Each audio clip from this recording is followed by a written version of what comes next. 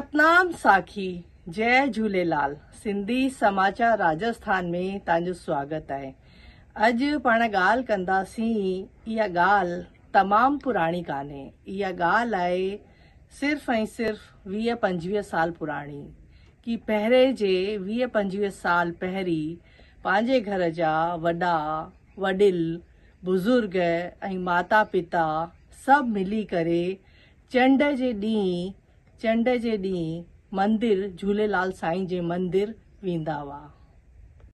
चंड जे ॾींहुं जॾहिं पंहिंजा वॾा बुज़ुर्ग ऐं पंहिंजे परिवार वारा झूलेलाल साईं जे मंदिर वेंदा हुआ, तॾहिं नंढा ॿार वॾा ॿार सभु मिली करे हू मंदिर वेंदा हुआ। मंदिर में पूजा अर्चना आरती खां पोइ पाण खे सेसा मिलंदी, प्रसाद मिलंदो हो।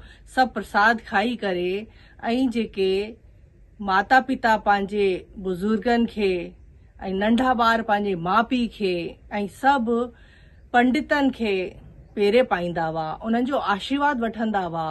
ऐं जंहिंसां आशीर्वाद सां पाण वर घर समेत पाण सुख समृद्धि पंहिंजे घरनि में ईंदी आहे, उहे उन्हनि जे आशीर्वाद सां ईंदी आहे। त पंहिंजा ॿार बि पाण सां गॾु हलंदा हुआ, उहा सभिनि खे पेरे पाईंदा हुआ। आचार्यनि खे, गुरुनि खे, माता पिता खे, वॾनि खे। इहा प्रथा पंहिंजे चंड जे ॾींहुं पाण सभिनि खे पेरे पाईंदा हुआसीं। ऐं घर में जेके स्त्रियूं हूंदियूं हुयूं उहे नल ते अखो पाईंदियूं हुयूं ऐं अॼु बि अखो पाईंदा आहियूं। ऐं घर में कणा प्रसाद ठहंदो आहे। पाण खुदि जॾहिं मंदिर वेंदासीं, पाण खुदि झुकंदासीं त पंहिंजा ॿार बि उहे ॾिसंदा, हू सिखंदा कि गुरुनि खे आचार्यनि खे पेरे पाइण पाण खे आशीर्वाद मिले थो, जंहिंसां पाण वधू विझूं था। इहा ॾिसी करे ॿारनि जे अंदरि खुदि पैदा थी वेंदो आहे कि सभिनि वॾनि जे अॻियां पाण खे झुकणो खपिजे, निमणो खपिजे। ते वक़्तु सभु ॿार टोली ठाहे करे पंडितनि खे गुरुनि खे पेरे पाईंदा हुआ। ऐं आड़े पाड़े में बि ॿार टोलियूं ठाहे करे निकिरंदा हुआ त को 4 आना, को 5 की, को 10 की, हू ॿारनि खे ख़र्चियूं ॾींदा हुआ।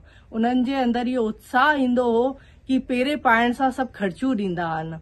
इहो संस्कार उन्हनि जे अंदरि ॿियो बि उत्पन्न थींदो कि अरे हलो सभु मिली करे गॾिजी हलो सभिनि खे पेरे पायूं। इहा प्रथा तमामु पुराणी कान्हे, इहा 25-30 साल पुराणी आहे।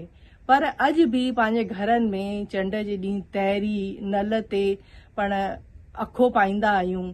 इहा पंहिंजी खुदि जी परंपरा आहे। पाण इहा हलाईंदा अचूं, हलंदी अचे। ऐं चंड जे ॾींहुं पाण सभिनि खे पेरे पायूं, सभिनि जो आशीर्वाद वठूं। इहा परंपरा पाण न भुलिजूं।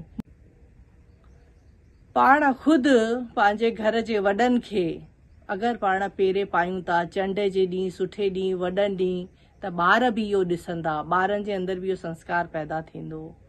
त पाण इहा पंहिंजी खुदि जी संस्कृति आहे, पाण छोकी सनातन धर्म खे मञंदा आहियूं।